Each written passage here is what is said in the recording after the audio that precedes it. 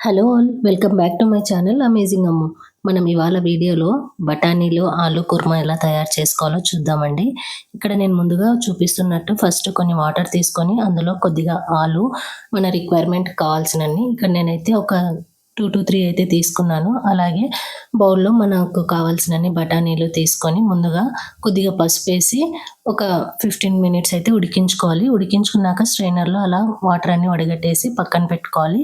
ఇంక ఈ లోపు వీడియోలో చూపించినట్టు ఒక 2 to 3 అయితే మీడియం సైజ్ టమాటోస్ని కూడా ప్యూరీ చేసి పెట్టుకోవాలి. తర్వాత ప్యాన్లోకి ఆయిల్ యాడ్ చేసి జీలకర్ర, మన కారానికి తగ్గట్టు పచ్చిమిర్చి, అలాగే ఆనియన్స్, ఇంకా ఫ్రెష్గా దంచి పెట్టుకున్న అల్లం వెల్లుల్లి పేస్ట్ని కూడా యాడ్ చేసుకొని తర్వాత అంతా బాగా వేపుకోవాలండి. ఎక్కడే కానీ పచ్చివాసన లేకుండా చూసుకోండి. అలా మొత్తం ఆనియన్స్ కలర్ చేంజ్ అయ్యాక ఇంకా మనకు మసాలాకు కావాల్సినవన్నీ 1 by 1 అయితే యాడ్ చేసుకోవాలి.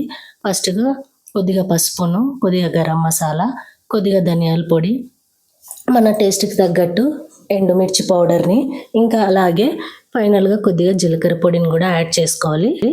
అన్నీ 1 by 1 యాడ్ చేసుకున్నాక ఎక్కడ పచ్చివాసన లేకుండా ఈ మసాలాలన్నీ కూడా బాగా వేపుకోవాలి. ఇక్కడే మన టేస్ట్కి తగ్గట్టు సాల్ట్ని కూడా యాడ్ చేసుకొని ఈ మసాలా అంతా బాగా వేపుకోవాలండి. ఈ మసాలా పొడులన్నీ బాగా వేపుకోవాలన్నమాట.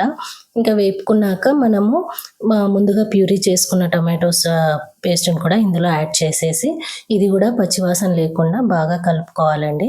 ఇంకా కలుపుకున్నాక ఇక్కడే మనము కొద్దిగా వాటర్ కన్సిస్టెన్సీ కూడా చూసుకొని ఇక్కడే వాటర్ కూడా యాడ్ చేసుకోవాలి. ఇంకా తర్వాత ఇది మెయిన్ అండి.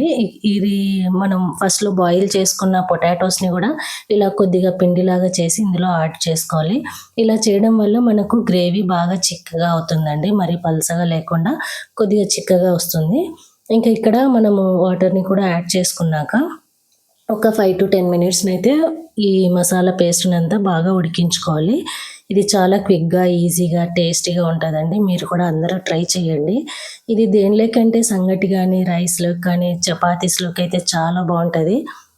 ఇలా వాటర్ని యాడ్ చేసుకున్నాక కన్సిస్టెన్సీ మొత్తం మనకు ఎలా ఉండాలో అదంతా చెక్ చేసుకొని ఇంకా ఇక్కడ ఒక 10 to 15 మినిట్స్ని అయితే మొత్తం మసాలాలని అంతా ఉడికించుకోవాలండి. ఇలా బాగా బాయిల్ అయ్యేటప్పుడు మనం ఫస్ట్లో బాయిల్ చేసి పెట్టుకున్న ఆలుని, బఠానీలని అయితే ఇందులో యాడ్ చేసేసి బాగా కలిపేసి ఇంకొక 10 to 15 మినిట్స్ అయితే బాగా ఉడికించుకోవాలి.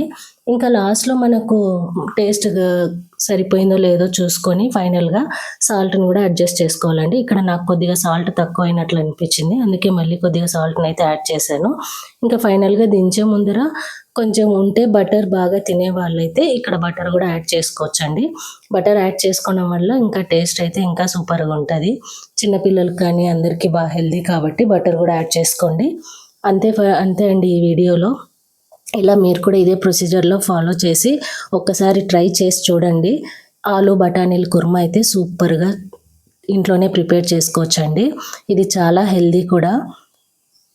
థ్యాంక్ యూ అండి. Thank you for watching this video. Please keep subscribing and watching. Thank you.